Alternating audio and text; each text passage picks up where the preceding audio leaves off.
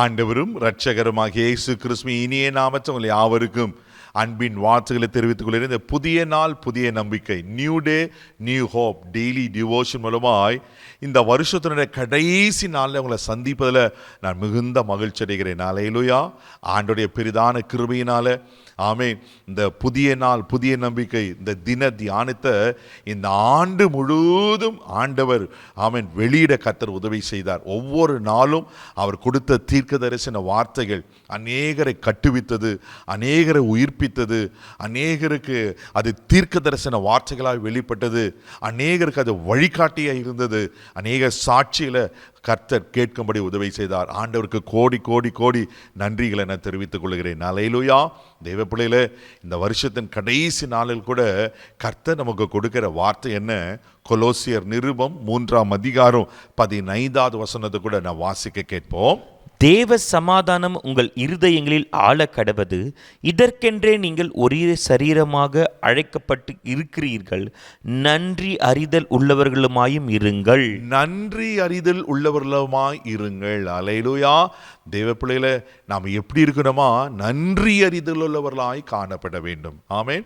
இந்த வருஷம் முழுசும் ஆண்டவர் எப்படி அருமையாய் நம்மளை பாதுகாத்தார் அல்லவா?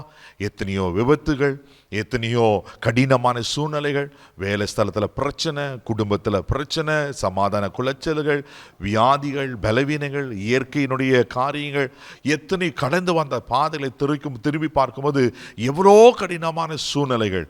ஆனால் அவை எல்லாவற்றிலும் கர்த்தர் நம்மோடு கூட இருந்து, கர்த்தர் உங்களோடு கூட இருந்து எவ்வளோ அற்புதமாய் ஆண்டவர் வழி நடத்தினார் அல்லவா?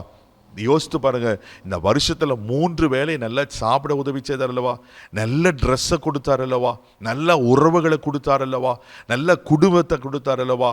தெய்வ பிள்ளைல நல்ல பெற்றோரை கொடுத்தார் அல்லவா? எத்தனையோ விதமான நன்மைகளை ஆண்டவர் செய்திருக்கிறார்.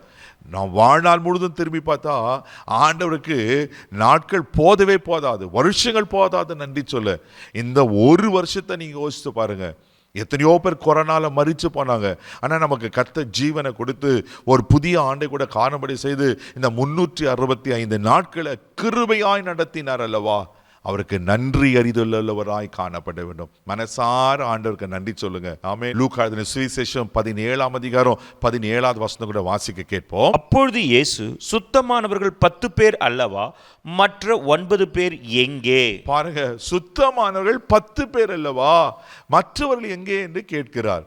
இயேசு ஒரு கிராமத்துக்குள்ள பிரவேசிக்கும் போது அங்க 10 குஷ்டரோகிகள் ஆண்டருக்கு முன்பாக இங்க சுகமாக்க வேண்டும் என்று கேட்பார்கள்.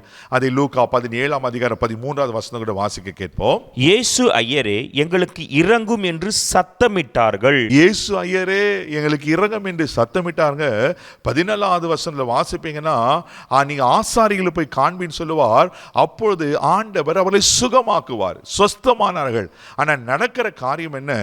அதே 15வது வசனத்தை கூட வாசிக்க கேட்போம். அவர்களில் ஒருவன் தான் ஆரோக்கியமானதை கண்டு திரும்பவும் வந்து உரத்த சத்தத்தோட தேவனை மகிமைப்படுத்தி. பாருங்க, அதுல ஒருவன் மாத்திரம் வந்து உரத்த சத்தத்தோடு ஆண்டவருக்கு நன்றி சொல்லி தேவனை மகிமைப்படுத்துகிறான். அப்பதான் ஆண்டவர் கேட்பாரு, மற்ற 9 பேர் எங்கே? தெய்வ பிள்ளைகள 10 குஷ்டரோகிகள் சொஸ்தமானாங்க. அதில் ஒருத்தன் தான் நன்றி உள்ளவனாய் காணப்பட்டான், தேவனை மகிமைப்படுத்தினான். இன்னைக்கு நீங்க 9 பேராக இருக்க விரும்புகிறீங்களா அல்லது ஒரு நபராக இருக்க விரும்புகிறீங்களா? தெய்வ பிள்ளைகள, நாம் நன்றி கெட்டவர்களாய் இருக்கக்கூடாது.